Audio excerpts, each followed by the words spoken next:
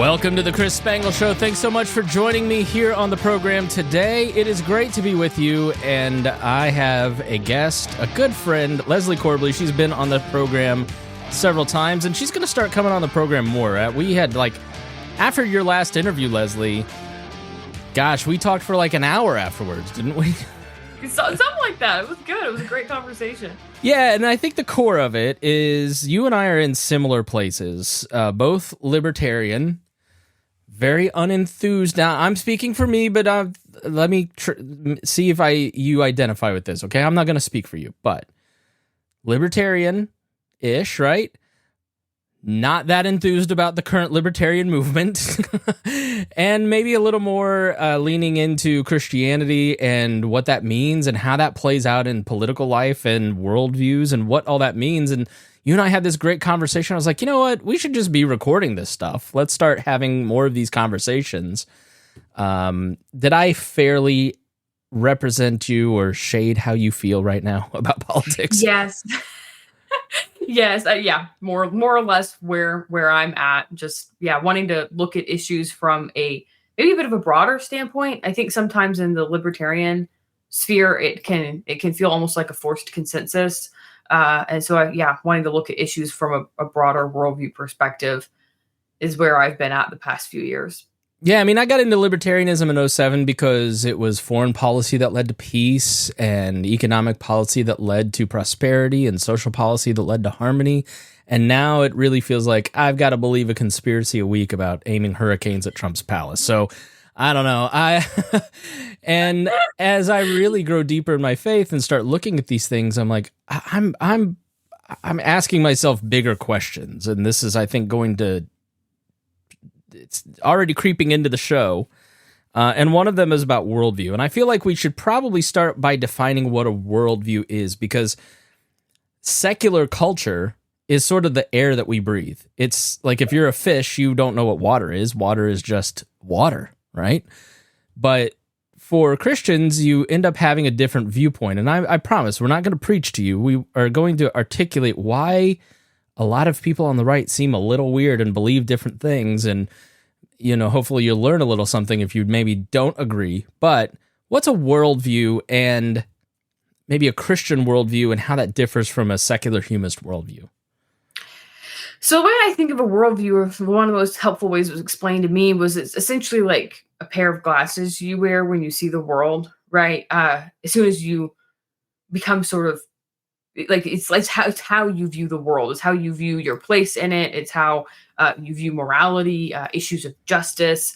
So it's sort of the lens that taints how you perceive all incoming facts and information that you analyze when you determine what you believe is right or wrong, and kind of the reasons why and why not.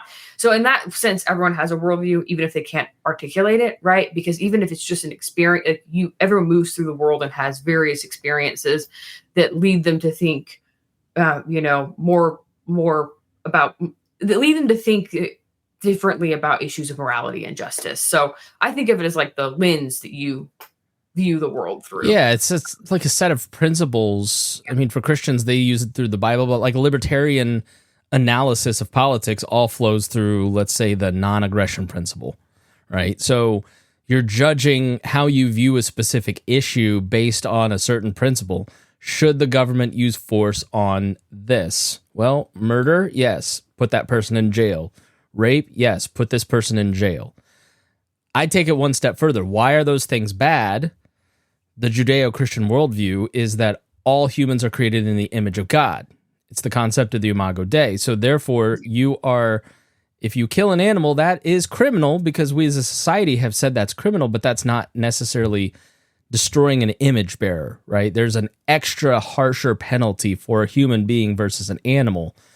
And that comes directly from the West, the Christian worldview lens. I don't know if I want to say the West, because Christianity isn't just a Western religion. I feel like we're getting that a little wrong.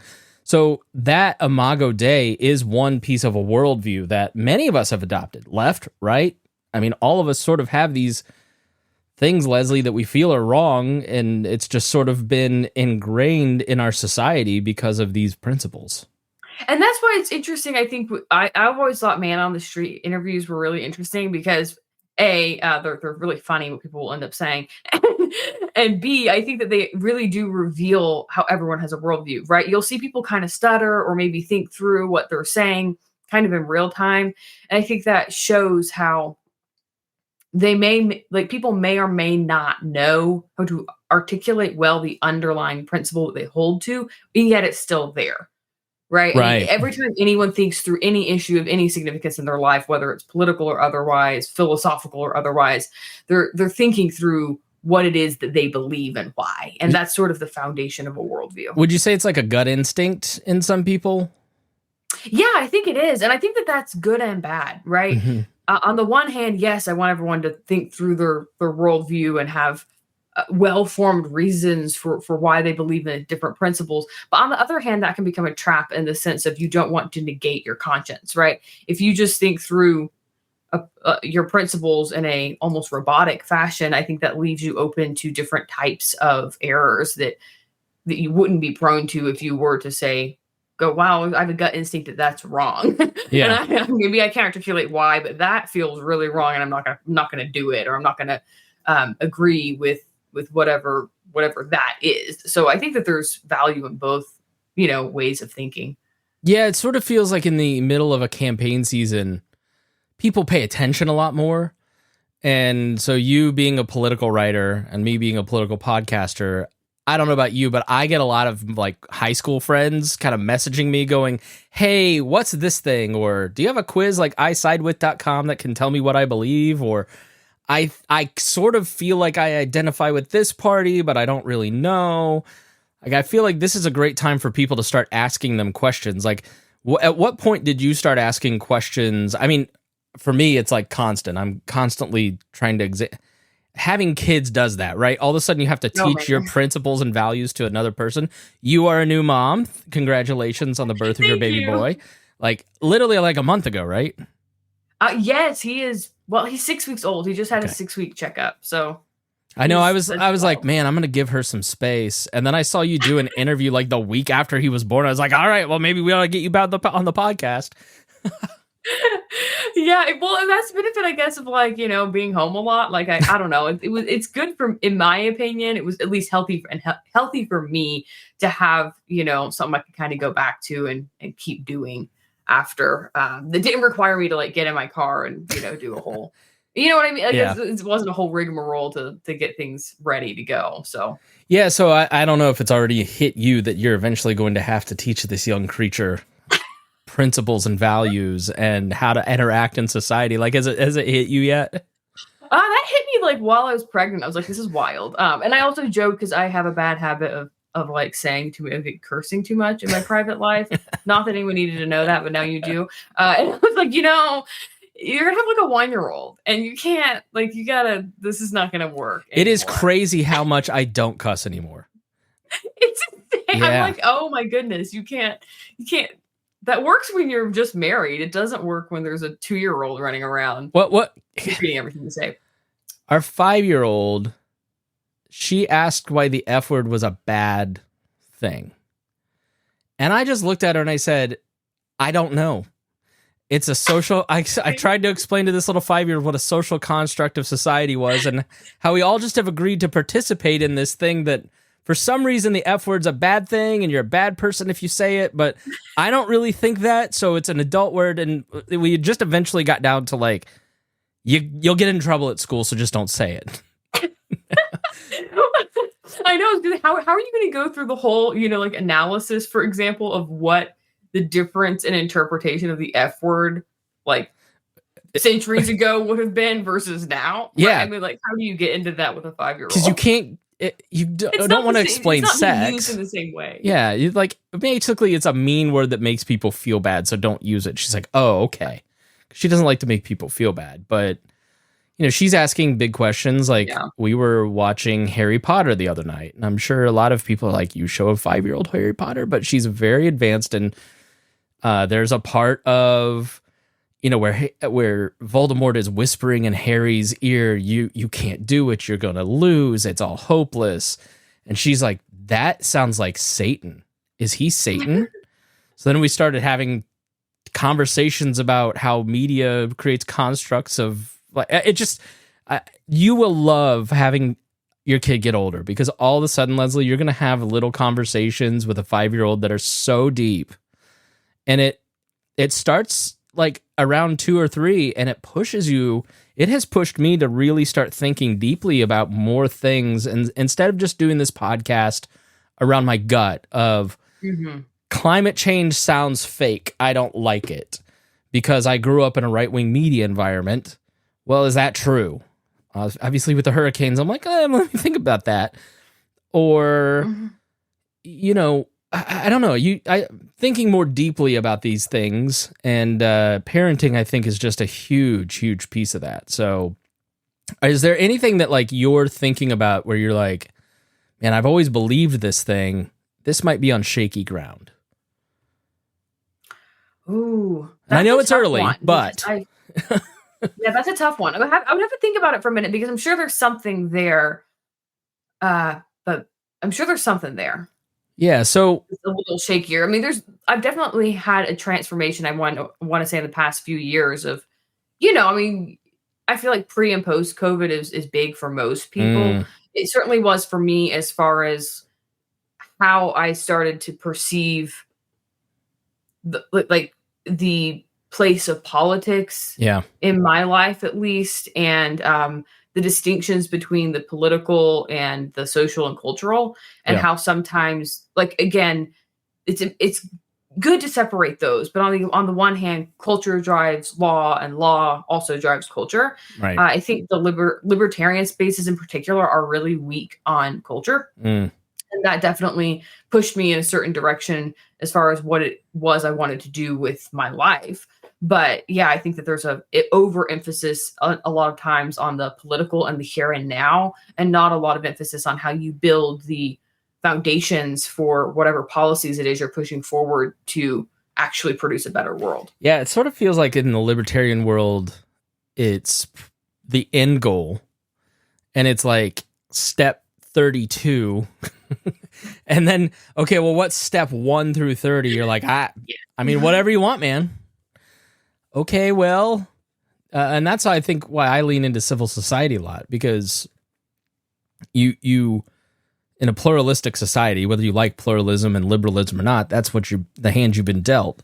But people have the freedom to voluntarily choose to act on the common good in these certain areas that move them. It's like the free market of culture, right? So that, I think, I had the same reaction as you. It just sort of led me down that road, like where that's like the short version of that same conversation in my head. Where have you kind of been leading? Like, okay, going right to policy isn't working. That's not persuasive. That's not where we ought to go. Like, what are steps 1 through 30 that you've thought about?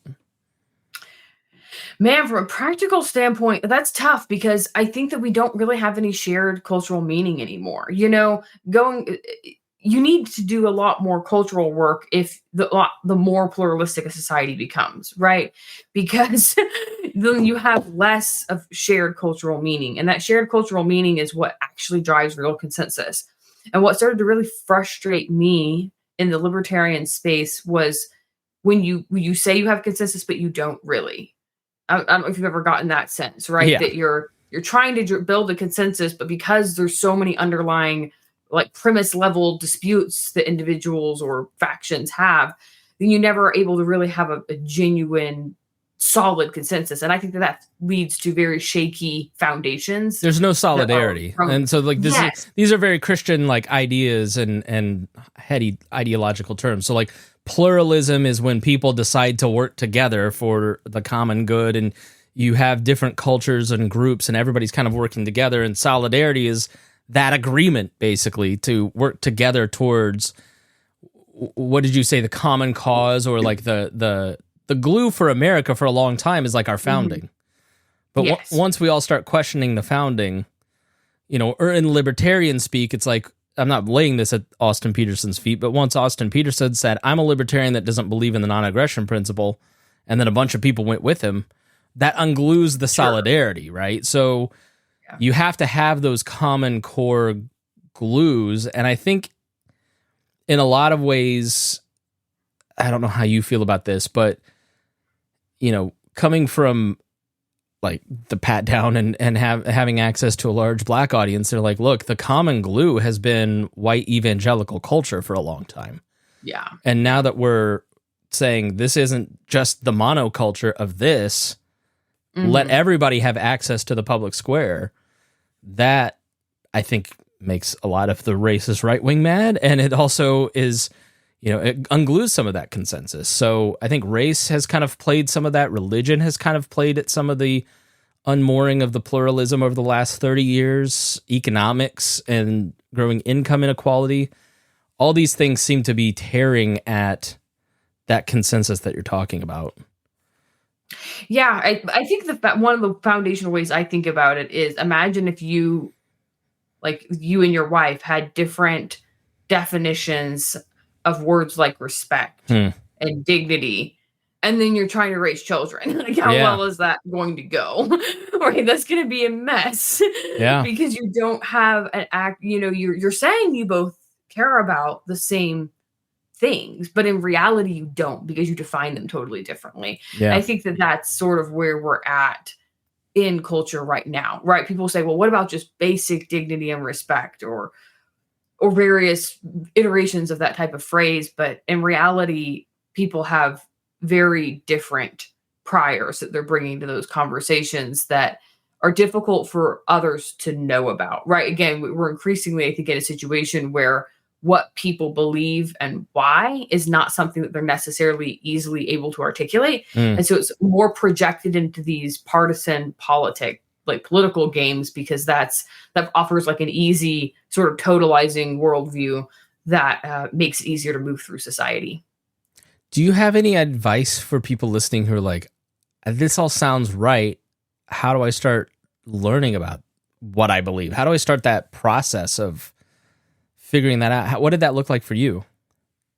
Gosh, I guess how old were you when you got interested in these issues? I was really young. Me too. Really young. I hardcore secular worldview, atheist in high school, became a Christian. But really, like, I've always been a news junkie. I've always been into, I guess, like what I have always liked, Leslie, is the weather, not the climate. Right? So I like the weather of politics, of who's up, who's down, what's Trump doing, is Kamala weak, is she gaining in the polls? Like, I always was attracted to that piece until the last few years, which has made this show difficult because I'm trying to think through what I believe now in terms of the climate, right? The climate determines the weather. It's those beliefs above. And so I think I always have had a lot of interest in philosophy and politics and history and, ideology, but I never really understood those currents. And so for me, it was starting the history of modern politics. I'll tell you actually what the beginning of it was. Longtime listeners may remember this. It was when Roger Paxton and I got in a fight on a podcast. And he said, you are a libertarian, but you don't know anything about libertarianism. You don't understand what you believe. I've never met anybody who's read less libertarian philosophy than you, sort of to paraphrase. And he wasn't wrong, which is why it made me really mad at the time. But it was like, well, I'm going to show you. Get a book out and start reading. And I was like, man, I really don't understand the ideological gift of libertarianism, which led me to start tracing back the ideology of it, which led me to going, all right, what's the roots of progressivism and conservatism, which led back to ancient Greece and Christian thing. And so it's just sort of been this 5 to 6 year journey through a lot of thinkers. Now, I think that's probably a little headier than a lot of people because I had a head start on stuff, but I don't know. There's a lot of great books who just sort of, when we started the History of Modern Politics podcast, which was meant for Matt and I to just sort of go, all right, so what was the last generation thinking about in terms of politics, and how did that inform our generation of political conversation? We started, and let's go back to Clinton. Once we dug into that, we were like, oh, well, we have to go back to Nixon and his era. Oh, we got to go back to Eisenhower. Oh, we got to go back to FDR. Oh, we got to go back to Wilson. Oh, we got. Then finally, by like ancient Rome, we were like, we've got to just stop here and just do Rome and focus on one stream, the Anglo stream of you know. So I think history for me was how I really started to dig into these things, because the story helped me start to figure out, okay, here's what I think. Here's the history of these things. Here's the history of like Ukraine. Here's the history of the conflict. And that kind of gave me a little bit more of a glimpse into, okay, I think I believe this. Right? Like NATO, I think I'm a lot more on board with NATO now than I was 10 years ago, where I was just like, well, Ron Paul told me not to like NATO, so I don't like it. Right? So, and then that's just simply from reading history and understanding agreements and thinking through human behavior. And so that's how I've done it. But I don't know about you. Hopefully that answers your question. There was more than enough there, probably, too. No, I think it does. That's interesting. So I guess I can't tell other people what exactly will work for them, but I got really interested in these issues. I mean, I was really young. I was like, I think I put myself on a deadline to have adopted a worldview by the time I was 18. And you were homeschooled, weren't you? I was, and I told myself I was going to do this when I was 12, and I had it's like this bizarrely sophisticated reason for it, which was that when you're homeschooled, but especially back in the 2000s, it was a much more stigmatized decision. Now I look out and I'm like, man, homeschoolers are like normal members of society. Back then it was a very My wife is homeschooled, and that's why I asked that question. Not only because we talked about this before the show, but like the way that I hear my wife talk about these things is very much like that, like very earnest about the world at a very young age. Yeah, well, that was kind of because it was really back then a very nonconformist thing to do. So that's one of the things I think is interesting when people talk about homeschoolers, and when more progressive spaces, again, colloquially speaking, secularly progressive spaces. Think if you were at a university setting or anywhere where you're going to walk into the room and you kind of assume people there are going to be more on the left side of the aisle, right? Is when they talk about things like when they talk about nonconformity, they sort of assume that nonconformity is only in relation to either to a more Christian, traditional, or conservative worldview. Right. And they don't really have much of a conception of what nonconformity juxtaposed against a secular, progressive worldview looks like. Mm-hmm. Because in their mind, that's nonconformity, right? They don't have they have a very binary, it seems like, viewpoint of what nonconformity looks like. And so anyway, that's what was always interesting to me. But one of the things that I knew when I was about 12, one of the reasons I wanted to adopt a worldview by the time I was 18 was because I knew I was going right from this very traditional conservative kind of Christian. I say that because it was complicated growing up what my parents' viewpoints were on certain issues, but I knew I was going straight from that culture right to a progressive culture. And so because there's only so much time and resources in the day, I always thought of the idea of, I looked at all the evidence to choose my worldview, right? I chose what I believed based on the totality of the evidence. I always saw that as sort of an illusion. Like, right. How can you possibly do that, right? I mean, if you grew up in the Middle East, for example, you're much more likely to have a heavy exposure to the Islamic worldview. And you might not have exposure to some other worldview that how would you even know about? Right. About those beliefs, and how can one person, especially like 13, understand the totality of evidence in the world? Like it.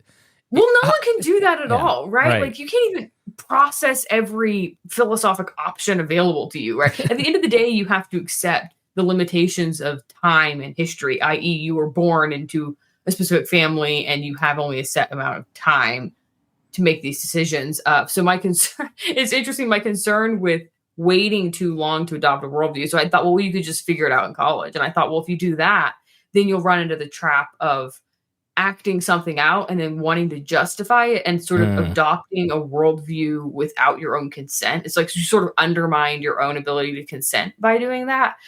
So what I told myself was, okay, you'll adopt a worldview, whatever that is, by age 18, and then you'll act it out to the best of your ability for 10 years.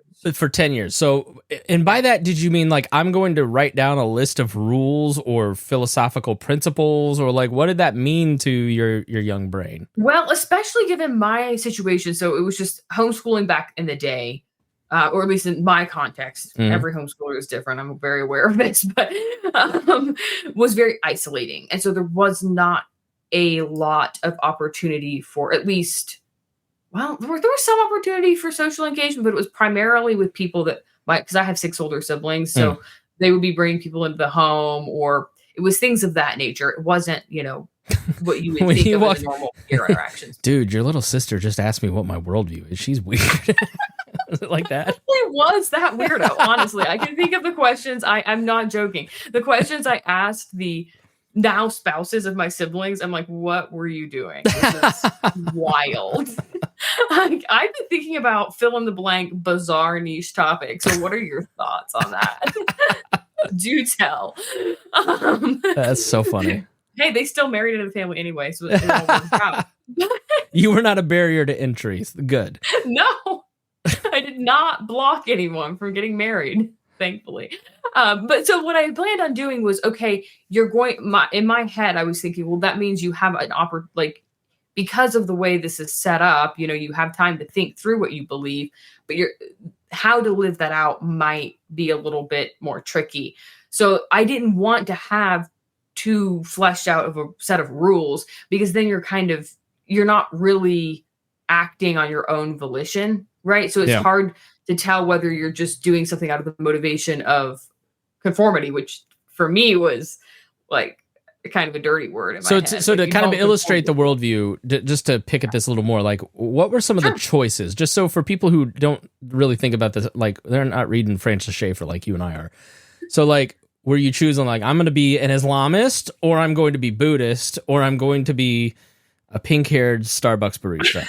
I was kind of radically honest that I was in, and I'm not saying it was entirely binary in my head, but because of my personal experience, I thought it was better to limit, at least for the decade, my first decade of adulthood, the universe of worldview options to roughly secular thought versus Christian thought. Right. Because those were the two that I had some degree of familiarity with.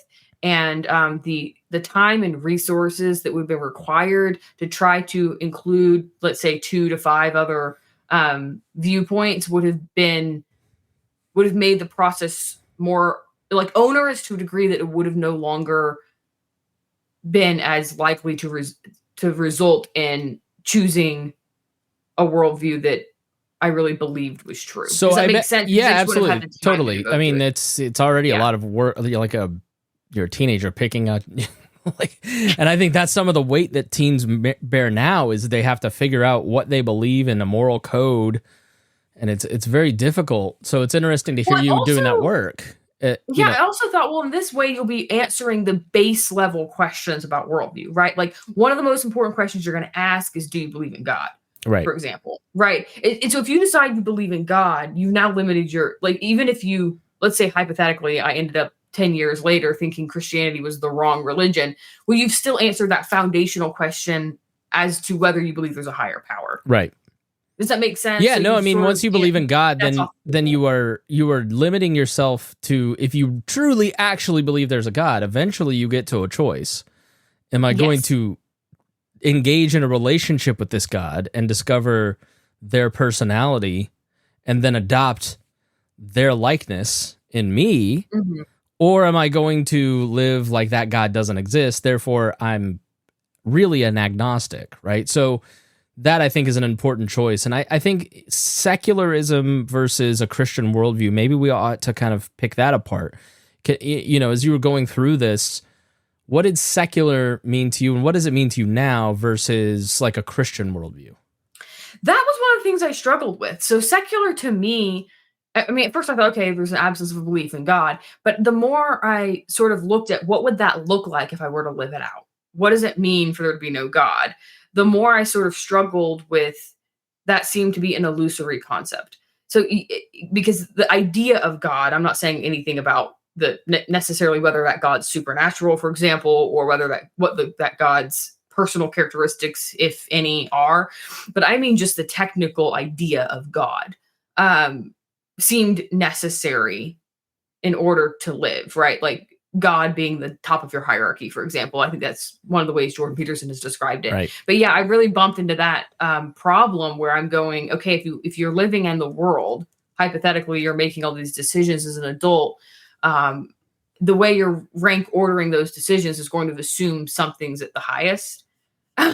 Yeah. Right. Like there's some value or whatever that's above all of them that you use to orient your choices. And so if that's the case and it ends up being you, have you just said you're God, for example? And if it's someone else, why? Like, so I started to really wrestle with the concept of why atheists and those who are more secular, obviously this is not all of them, but there seems to be this thread of almost anger against a fictitious entity. And I found that really odd because why would you be angry at something you don't believe exists? That was me. That was me to a T until I was 18, because I remember being drugged in 96 to the Billy Graham crusade and just thinking these were the dumbest, weakest people.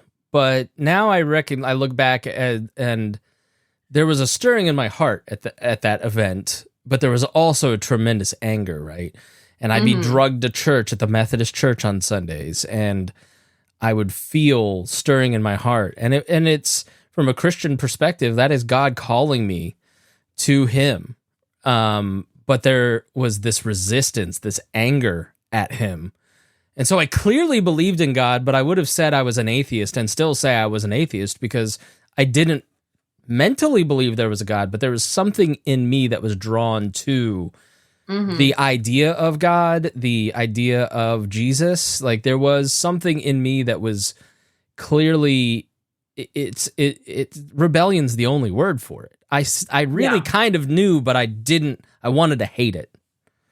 That's interesting because I actually had in some ways the reverse experience where I was drawn to a sort of atheistic worldview, but I really struggled to define how that would look in practice outside of anarchy. I thought anarchy made a lot of sense as a like political like manifestation of atheism, but I didn't like it seemed like a lot of cherry picking from atheists on the moral front of we still want to have morality. We want to root it in something that's not God, so rooting it in man. But that seemed odd to me in the sense of if you're rooting your morality in man, right? And God is in fact, like if you're right that God is in fact not real, then the concept of God is just derivative of man. Yeah. So if religion is this terrible thing that you're saying is harm society so much, what you're really saying harm society is man because God isn't real. And so it seemed a little odd to me, this concept of, if we get rid of religion, we'll have made the world a better place. It's like, well, have you really gotten rid of religion? Or because if God is in fact not real, isn't religion just another form of philosophy? Right. Right. I mean, what makes it different? And you've kind of hit upon what secular humanism believes. I mean, just to kind of give it a short history lesson, right? You live in what's called the Dark Ages, which is called the Dark Ages because the Enlightenment historians called it the Dark Ages, when everybody was backward and didn't believe in science and all the salvific effects of the Enlightenment effects, right? And then in the Enlightenment, we start to go, well, maybe we can remake the world in the image of God, and maybe man is really just an animal. There isn't a God, and we define our morals based on what the human consensus is, not some divine book or divine revelation. We're really just advancing society towards the French Revolution, where we're just going to kill each other over stupid stuff, right?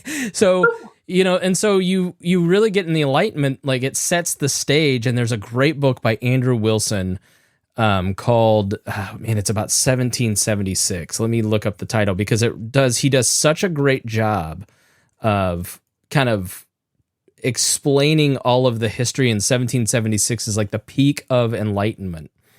And I'm padding while I talk, but and how that remaking the world, how 1776 created the post-Christian West. And I interviewed him back last December, if you want to hear more about this. But this was a great book, Leslie, that really got me thinking about enlightenment philosophy and how that shaped the rest of our understanding of the world post 1776 versus more of the, like, I'd classify that as the secular humanist view of we're all just animals and we are all just sacks of meat trying to figure it out and come to a consensus, versus there is divine order, there is a structure because there is a creator, and so therefore there is actual truth.